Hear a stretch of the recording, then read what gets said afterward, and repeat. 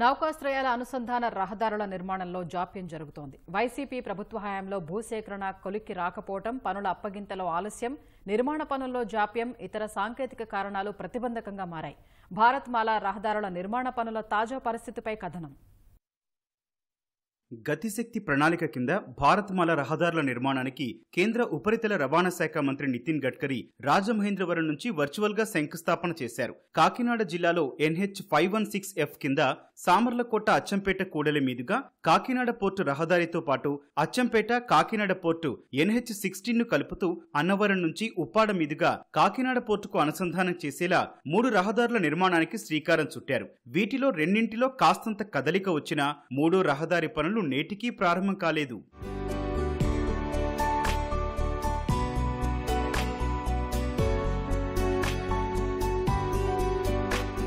Achampet Kakinada port రహదారి పనులు 65% పూర్తయ్యాయి. నిర్మాణానికి అడ్డంగా ఉన్న 35 kV విద్యుత్ లైను 5 మీటర్ల మేర మార్చాల్సి ఉంది. 2 వంతెనలు నిర్మించాలి. ఈ ఏడాది నవంబర్ నాటికి నిర్మాణం పూర్తవుతుందని అంచనా వేస్తున్నారు. ఇక సామర్లకోట అచ్చంపేట కూడలి రోడ్డు నిర్మాణాన్ని గతేడాది ప్రారంభించారు. నిర్మాణానికి 6 గ్రామాల పరిధిలో 56.44 హెక్టార్ల భూమి అవసరం కాగా ఇప్పటికే 54.95 హెక్టార్లు సమకూరింది. 201.77 కోట్ల రూపాయల పరిహారం చెల్లించగా మరో 3.42 కోట్ల చెల్లించాల్సి ఉంది. 2025 ఆగస్టు 15 నాటికి పనులు పూర్తి చేయాలన్నది లక్ష్యం.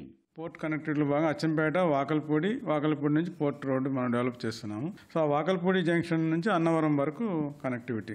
ఈ రోడ్డు భాగంగా ఏంటంటే అక్కడ ఆల్రెడీ మనము ప్రైవేట్ పోర్ట్స్ వస్తున్నాయండి. అక్కడ కాకినాడ SEZ వస్తుంది, ఫిషింగ్ హార్బర్ వస్తుంది. ఇవన్నీ దృష్టిలో పెట్టుకొని ఈ రోడ్డు ప్లాన్ చేశారండి. సో వీటన్నిటికీ కనెక్టివిటీ ఇస్తూ అది కూడా యాక్సెస్ కంట్రోల్డ్ హైవే అండి, 4 lane access controlled highway. So అది మెయిన్గా పోర్ట్ ట్రాఫిక్ని దృష్టిలో పెట్టుకుని డెవలప్ చేస్తుందండి. అది మిగతా ఆల్రెడీ వర్క్ టెండర్స్ పిలిచారండి. ఒకసారి వర్క్ కూడా టెండర్స్లో ఒక కంపెనీ తీసుకుంది, అరబిందో KMC JV వాళ్ళకి అలాట్ అయింది. బట్ తర్వాత వాళ్ళ ఇన్ఫర్మేషన్ లిటిగేషన్ హిస్టరీలో అది వర్క్ క్యాన్సిల్ అయిందండి. వర్క్ ఏమి స్టార్ట్ చేయలేదు, వాళ్ళు క్యాన్సిల్ అయిపోయింది. మళ్ళీ టెండర్స్ రీఇన్వైట్ చేయబోతున్నారు.